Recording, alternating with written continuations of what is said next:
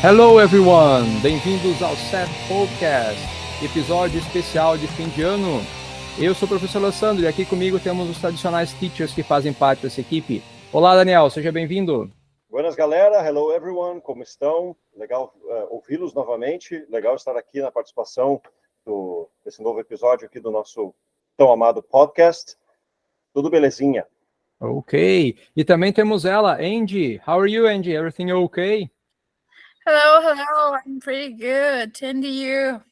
Yes, E aí, galera, como é que surviving. vocês estão? Vivendo ou apenas sobrevivendo? E aí, tudo certo? Contando os dias para o fim do ano, né? Acabando Contagem esse 2023. regressiva.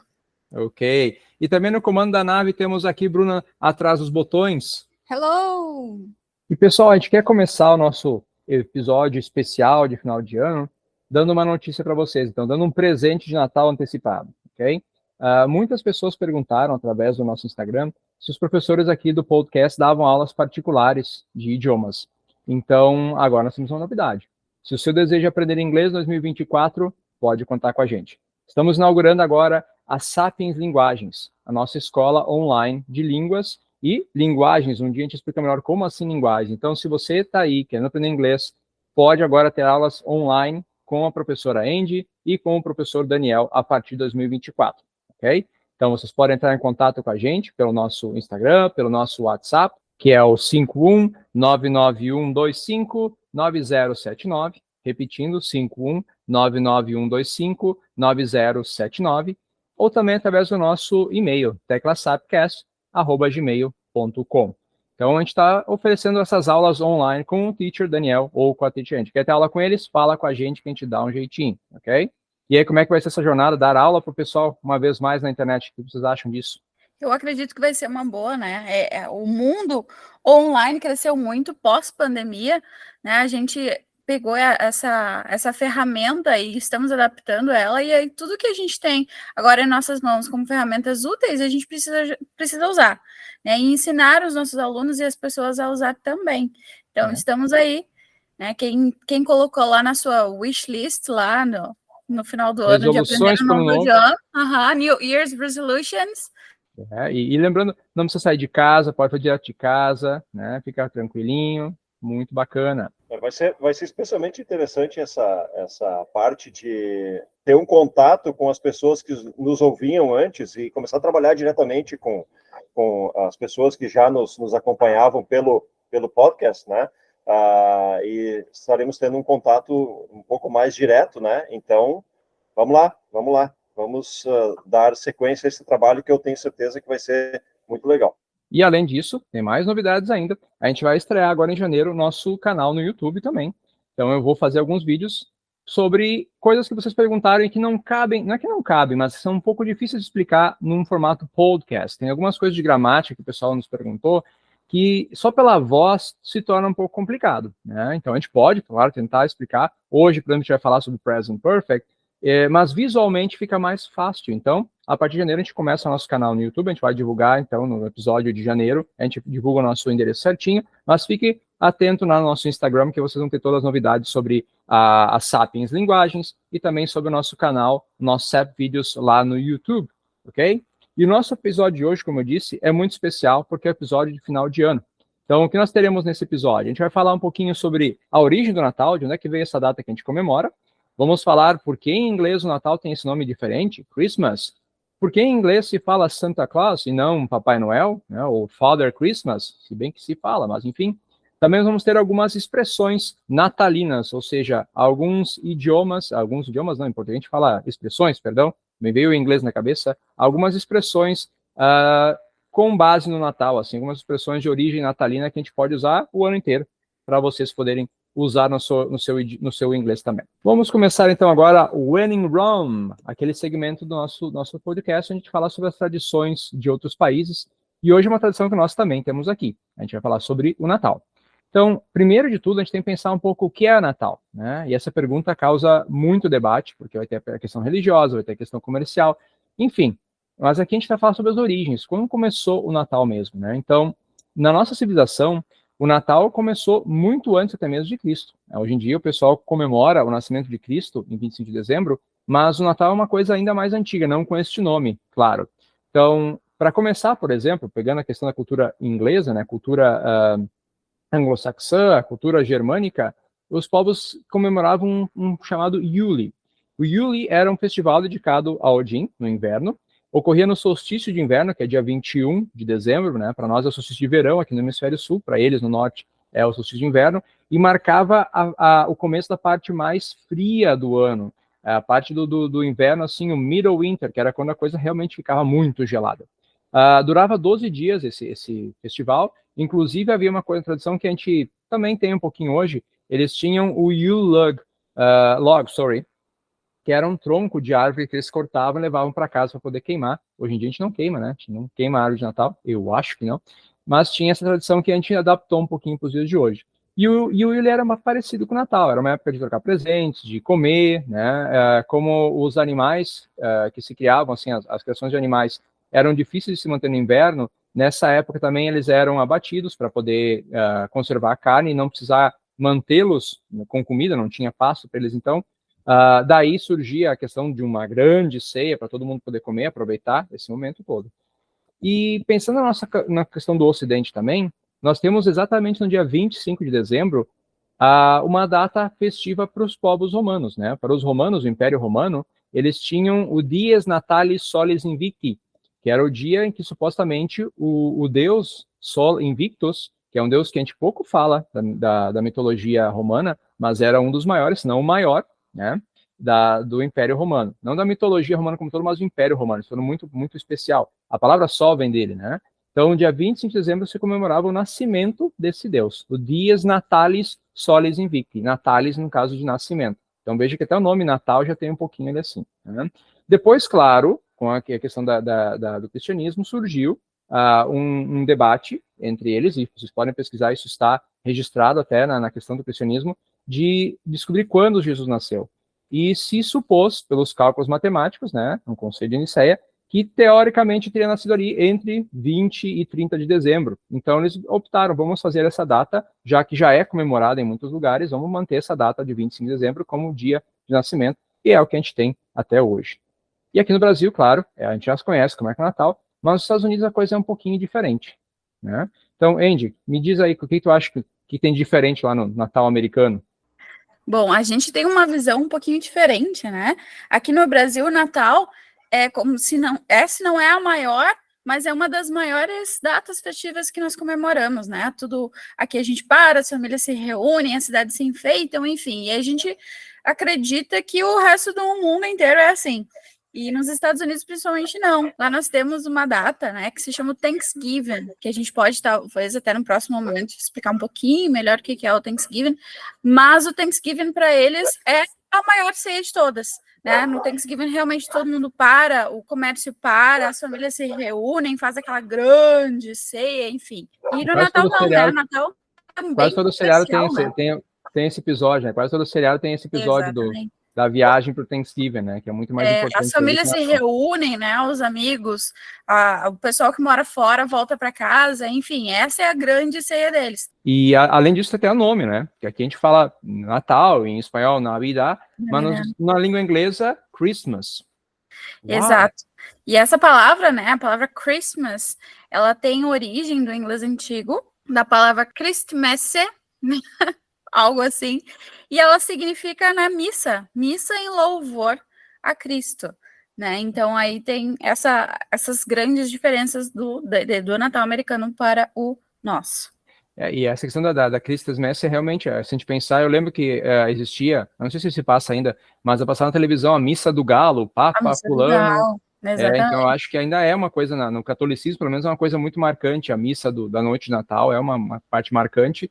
E óbvio, né, no inglês também era um momento muito, muito marcado. Mas não dá para falar de Christmas sem falar daquele velho barbudo, né? Então, Daniel, tu gosta muito do Papai Noel, que eu sei. Então, tu pode falar um pouco por que nós temos esse Santa Claus e de onde é que surgiu essa figura mitológica. E temos, claro, do Peltznigal também depois. Gostei do Peltznigal e gostei da piadoca com o fato de eu amar o Santa Claus, né? Então, Cara, contrário à crença popular, o tal do Papai Noel, né, ele não é uma construção da Coca-Cola apenas. É óbvio que a Coca-Cola ela tem uma participação nesse processo de popularização da imagem do Papai Noel, né?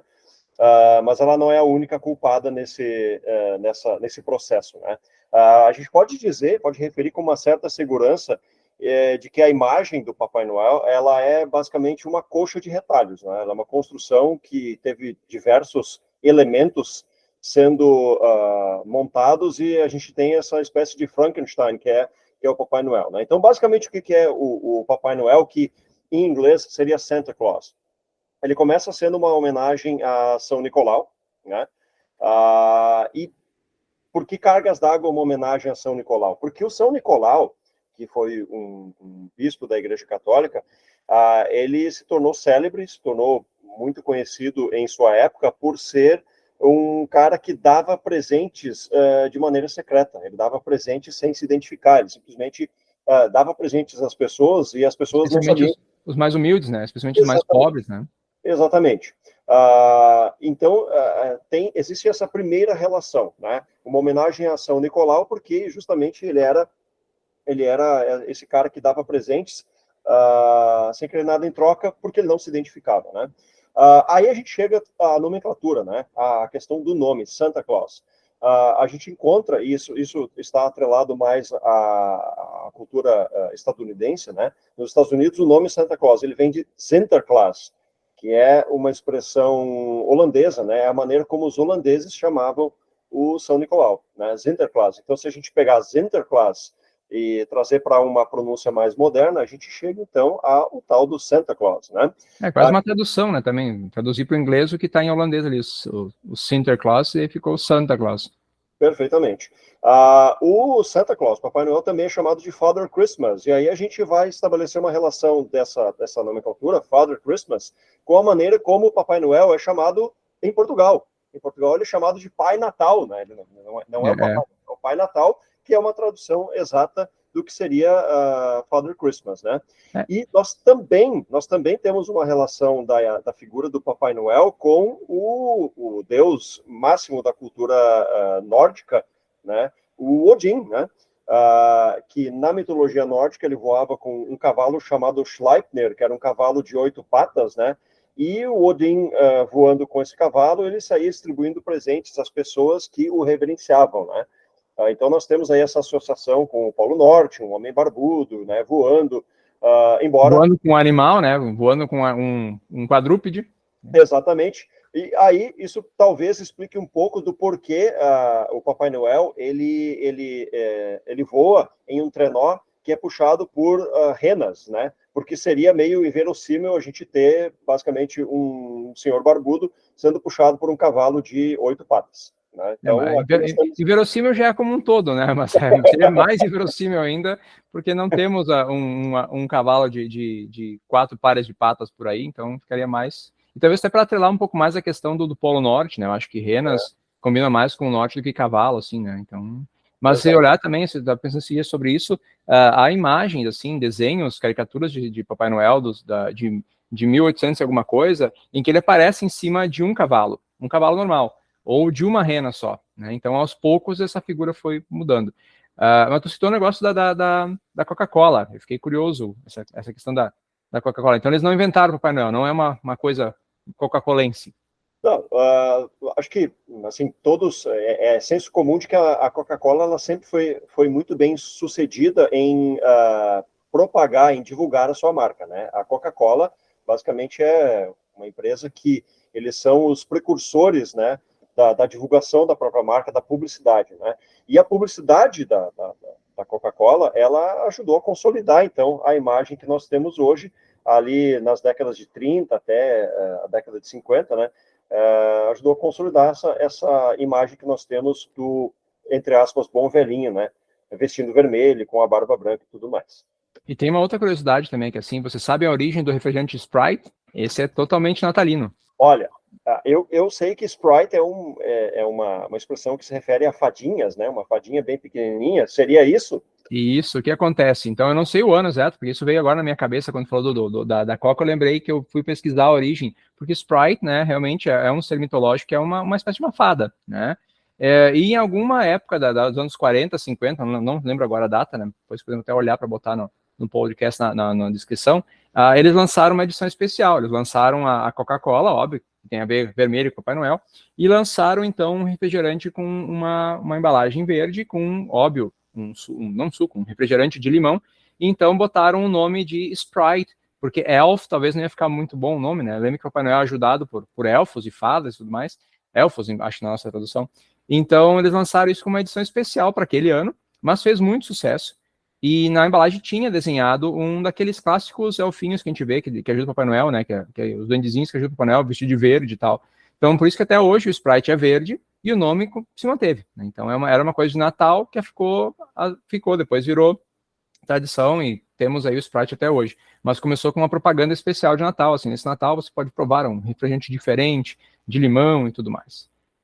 Então tá, pessoal, então falamos um pouco sobre o Natal, vamos agora a umas expressões natalinas com o nosso Spill the Beans. Andy, pode dizer para nós qual é a expressão que tu trouxe para nós aí? Bom, a expressão de hoje é to light up like a Christmas tree. E aí eu quero convidar o pessoal que está ouvindo aí a pensar numa árvore, né, de Natal, bem brilhante, assim, toda enfeitada, toda linda, maravilhosa. Cheio de pisca-pisca. Cheio de pisca-pisca. E aí pensa nisso, né? To light up like a Christmas tree. O que é isso, né? É something had a dramatic effect on someone's mood. Some event or situation made someone very happy, né? Do nada, imagina, você tá num dia que não tá muito legal e aí tu vê uma árvore de Natal linda, maravilhosa, brilhante, né? Isso vai querendo ou não, vai te incentivar como é que tá no teu humor, né? Isso vai te ajudar naquele dia. E agora o meu exemplo que é o seguinte. Sarah saw a box of chocolates on her desk and she lighted up like a Christmas tree. Então é isso, o light up like a Christmas tree é algo bom, né? Alguma coisa bacana acontecer e brilhar o teu dia, né? Fazer o teu dia mudar. A pessoa fica radiante, assim, em português, assim, pensar no radiante, a pessoa ficou radiante, ficou Exato. Iluminada, né, por aquilo lá. Eu acho essa muito fofinha, e essa dá para usar o ano inteiro, não precisamos usar só no Natal, né? Isso aí tu pode usar o tempo todo, acho que funciona bem. E nós temos uma outra, essa é um pouco mais sociológica, eu diria assim. Então, o nosso sociólogo amador aqui, Daniel, essa é contigo, sobre os perus do Natal. Beleza, então eu adoro utilizar técnicas que os participantes, os outros participantes aqui do podcast, a Andy e o Alessandro e a Bruna, eles lançam mão durante as gravações dos episódios. Eu vou fazer a mesma coisa de sempre. Eles são geniais, então eu vou copiar eles. Eu vou copiar a Andy, tá? Ela fez um exercício ali de picture that, tipo, imagina isso. Eu vou pedir para as pessoas imaginarem uma coisa agora. Imaginem, tá? Imaginem perus votando, ok? Imaginem perus votando, tá? Olha só, a expressão que eu vou expor agora, ela é a seguinte: like turkeys voting for Christmas. Like turkeys voting for Christmas, ok? A descrição que nós temos em inglês para ela. When people accept a decision which is not going to work out well for them, it is like turkeys voting for Christmas, ok? Então, basicamente, essa expressão ela é utilizada em contextos onde as pessoas elas aceitam uma decisão que está sendo tomada, mas essa decisão ela não vai ter um efeito muito bom lá no futuro, ok? Então, imagina perus votando, perus participando de uma eleição, né? Não vai dar boa coisa. Okay? E pior, né? Votando para que tenha Natal, onde eles vão ser devorados. Exatamente. Né? Eu acho que nós temos uma expressão, agora me fugi, mas tem uma expressão parecida em português, não votando, mas tem alguma coisa assim das pessoas fazerem uma coisa, ou escolherem uma coisa, eu não lembro agora de cabeça, mas quando eu li agora eu lembrei que há uma expressão em português. Se você lembrar, mande no Instagram pra gente, que há uma em português também, quando alguém faz uma má decisão, assim, que faz uma péssima decisão para si mesmo. Exatamente. Aí nós temos um exemplo aqui, ó, que fecha bastante com essa ideia, né, de perus votando para o Natal, né? Eles estão votando para que o Natal aconteça e, no fim das contas, após o Natal, eles deixarão de existir, né? o exemplo que eu vou criar, que eu vou citar aqui, não é tão drástico assim, mas ele dá uma dimensão, mas quase. The teachers accepted the introduction of larger class numbers without any increase in their pay. It was like turkeys voting for Christmas. Então, os professores aceitaram a introdução de maior número de alunos, né, um aumento no número de alunos dentro da sala de aula, sem qualquer aumento no seu salário, né? Foi como se perus estivessem votando a favor do Natal. A Bruna soprou aqui para mim uma expressão importante que a gente tem é um tiro no pé. Né? Boa! Dá dando um tiro no próprio pé. Né? Então, e também se a gente usasse em português, parece perus voltando para o Natal, acho que as pessoas entenderiam também, acho que faria um pouco de sentido. Então, vou falar o nosso último de hoje, nosso último Spill the Beans, última expressão, que eu já ouvi em filmes, é um dos poucos que eu já ouvi bastante assim, em filme, na verdade, que é o Christmas has come early. Né? Então, o Natal chegou mais cedo. Eu acho que tem em português faz sentido. Né? Natal chegou mais cedo, tô faceiro. E so, in English, someone gets a welcome surprise they were not expecting. Então, tu ganhou uma surpresa que tu não estava esperando, alguma coisa muito boa te aconteceu. Pense, de novo, agora eu vou imitar o Daniel e a Andy, né? Imagina você quando era criança, depois que tu fica um pouco mais velho, não tem essa coisa de abrir os presentes, né, na manhã de Natal, mas imagina a manhã de Natal, aquela bem de filme americano, né, que tem embaixo do peninho aquele monte de presentes, e tu vai lá e abre, e tem um Super Nintendo dentro daquela embalagem. Tu vai ficar super feliz. Então, imagina isso inesperadamente. Tu não está esperando, de repente, pum, vem alguma coisa, né? Então, our example, Jonathan was promoted on December 1st. Indeed, Christmas has come early for him. Então, ele foi promovido dia 1º de dezembro, logo o Natal chegou um pouco antes para ele, chegou cedo para ele. Chegar cedo, Natal chegar cedo. Christmas has come early. E essa expressão que deixou por último, Christmas has come early, porque ela está usando o present perfect, ok? E agora, nossa rule of thumb, a gente vai falar um pouquinho sobre esse present perfect. Então, tem a ver com presente? Tem a ver com Natal? Não muito, mas a gente vai falar então sobre o present perfect agora. Pessoal, a nossa ouvinte Fernanda, que também é minha aluna, pediu para nós via Instagram para a gente falar um pouquinho sobre o present perfect. Ela é uma aluna já avançada, ela usa o inglês no dia a dia dela, né? Ela é pesquisadora na URGS, então ela realmente utiliza isso no meio acadêmico, só que ela ainda sente dificuldade em usar com naturalidade o present perfect. E a pergunta dela é muito capciosa, porque o present perfect é muito, mas muito importante no inglês. Né? Não só no inglês, em espanhol nós também temos o el presente perfecto, ou o presente perfecto compuesto, se lo quieras, que também é o mesmo uso. Inclusive, é quase a mesma fórmula, por assim dizer. Então, é um tempo importantíssimo. Uma vez, se eu não me engano, foi o Daniel que me disse que ele é como se fosse o azeite na salada do inglês, assim, para dar aquela temperada, né? Eu concordo. Tu consegue muito falar... Muito boa memória, meu cara. Aí eu não comentei isso apenas com vocês, né? Eu comento com os meus alunos também, é algo que eu sempre digo. Porque, óbvio, é possível falar inglês sem usar o present perfect? Até é, eu diria que até é, mas ele vai dar um diferencial muito grande. Os americanos quase não usam, então até seria. Mas ele vai ser uma mudança muito grande.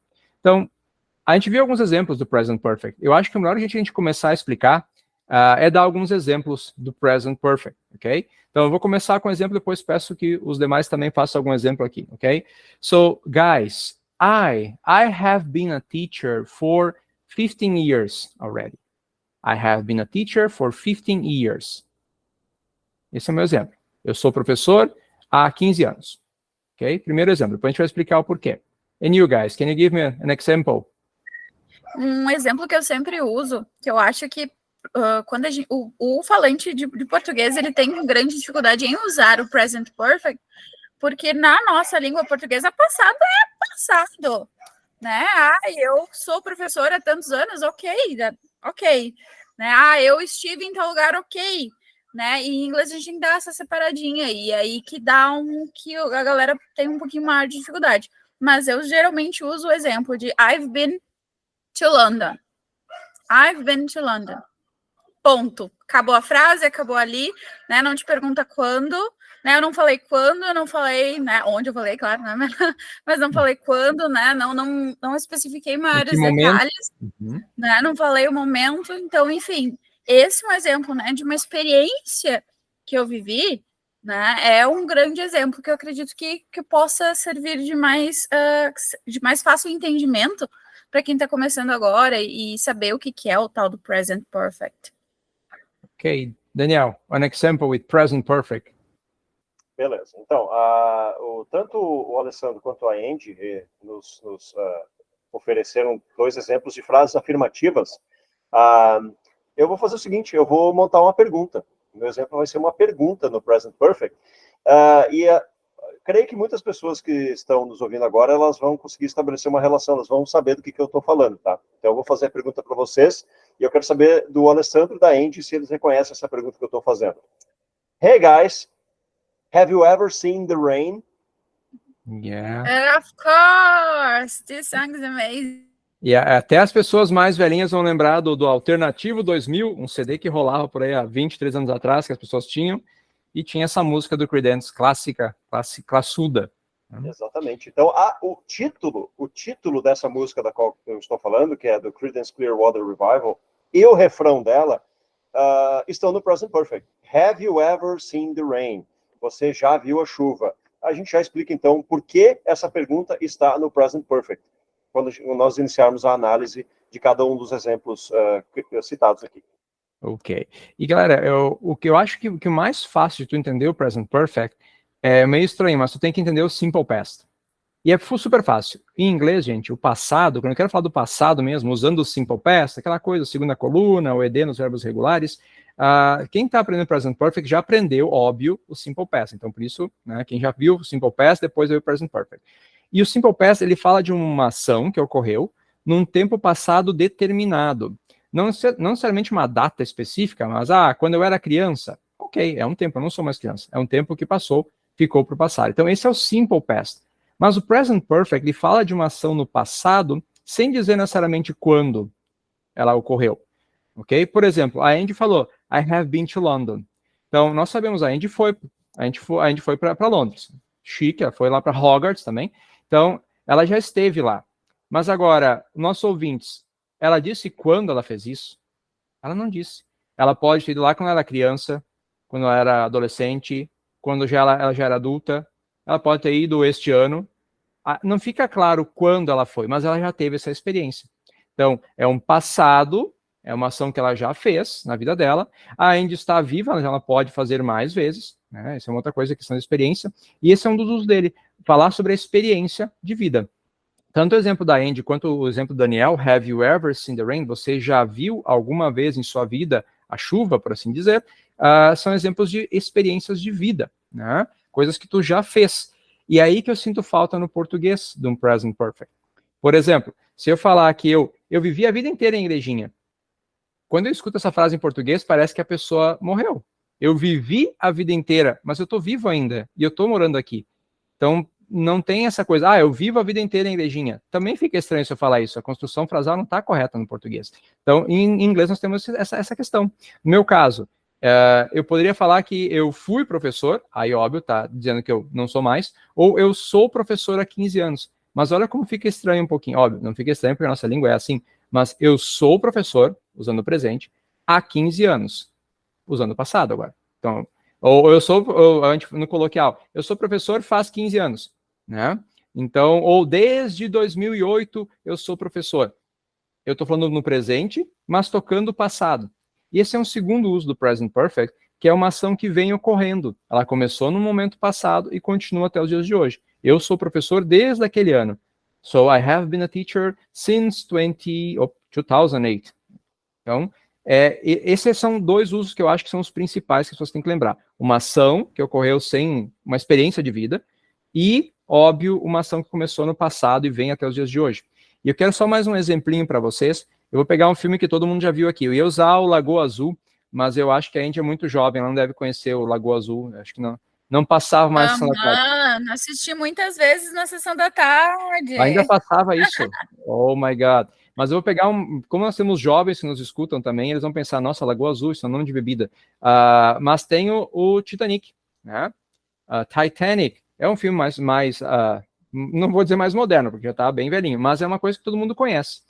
Se você já assistiu o filme, veja em português. Você já viu o Titanic? Eu quero saber uma ação que tu fez no passado. Mas eu não estou preocupado quando tu assistiu. Eu quero saber se tu teve essa experiência boa ou ruim de assistir o Titanic. Né? Então, para isso serve o Present Perfect. Perguntar uma coisa que tu já fez. Have you ever watched Titanic?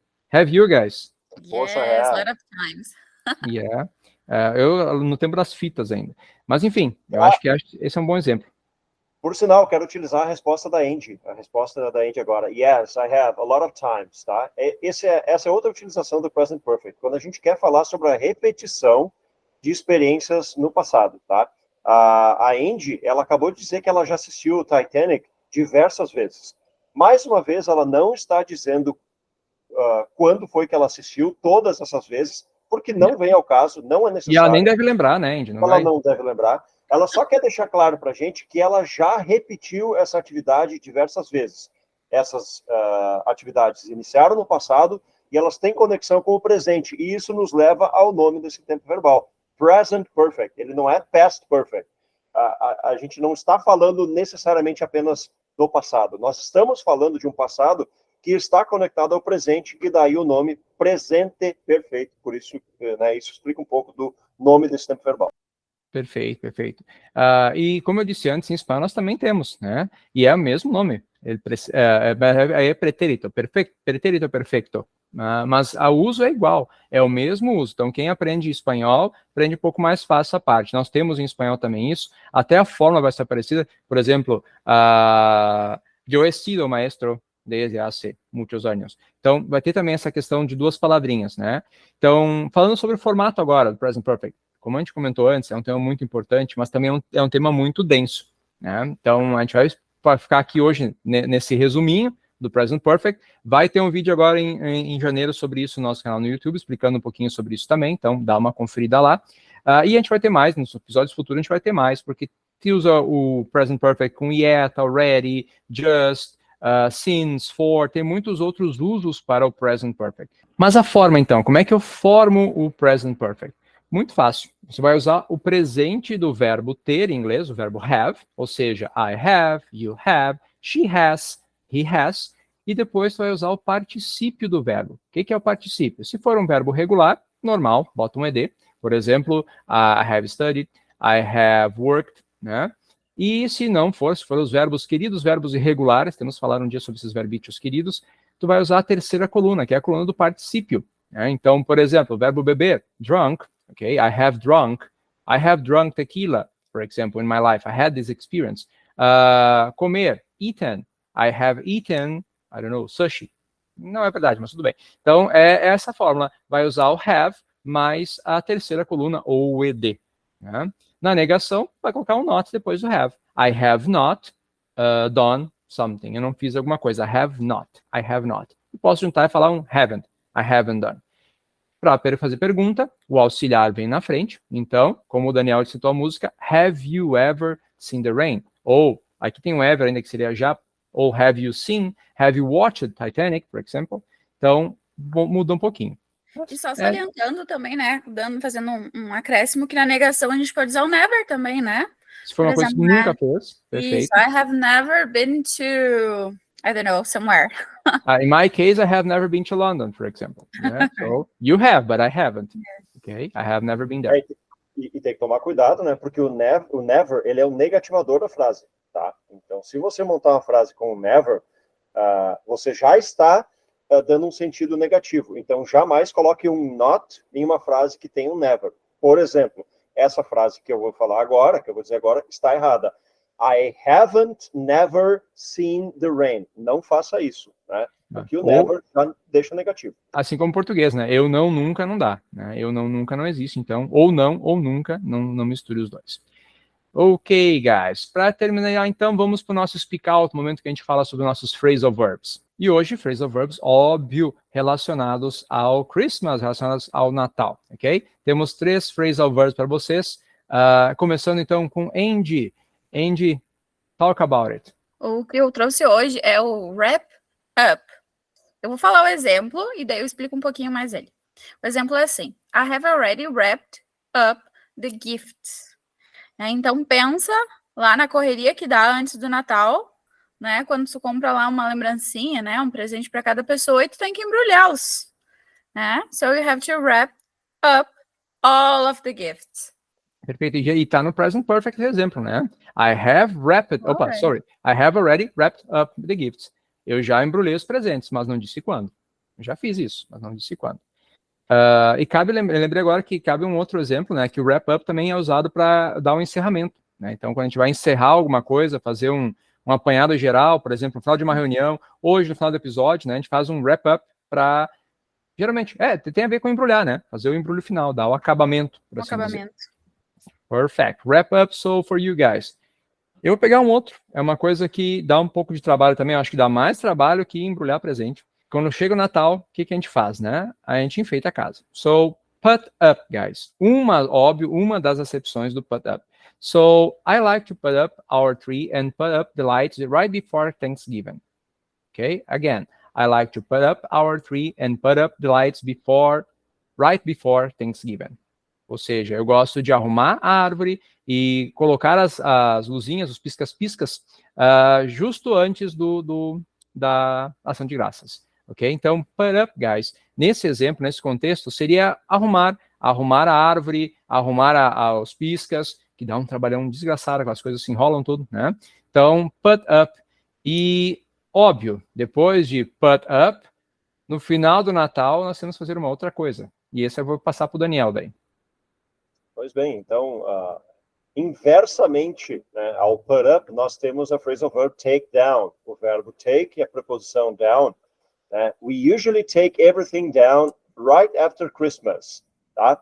Take down também pode ter outros significados, mas esse que nós estamos trabalhando aqui se refere ao fato de que após as festividades de final de ano, a gente tem que desmontar tudo. A gente tem que desfazer tudo.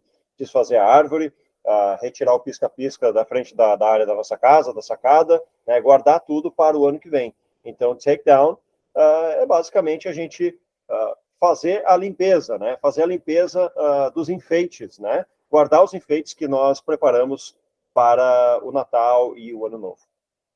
Ok. Então, esses foram nossos 3 phrasal verbs, the wrap up, put up e take down. E vou aproveitar o wrap up, porque estamos chegando ao final do nosso episódio. Então, let's wrap up. Vamos vamos terminá-lo aqui assim. Eu quero desejar a todos os nossos colegas que estão aqui e a todos os nossos ouvintes do nosso podcast um Feliz Natal e um excelente 2024, já que esse é o último episódio em português do ano. Depois, óbvio, no Catch Up vocês vão ter um Merry Christmas, mas aqui um Feliz Natal a todos e que possamos ter um 2024 muito, muito bacana. E o mesmo para vocês, Daniel e Andy. Thank you. You too. Merry Christmas to everybody. See you. To all of you guys, nice festivities, Merry Xmas, and a very happy 2024. Já que vocês falaram em inglês, falar em espanhol também. Feliz Navidad a todos e un buen nuevo año a todos ustedes.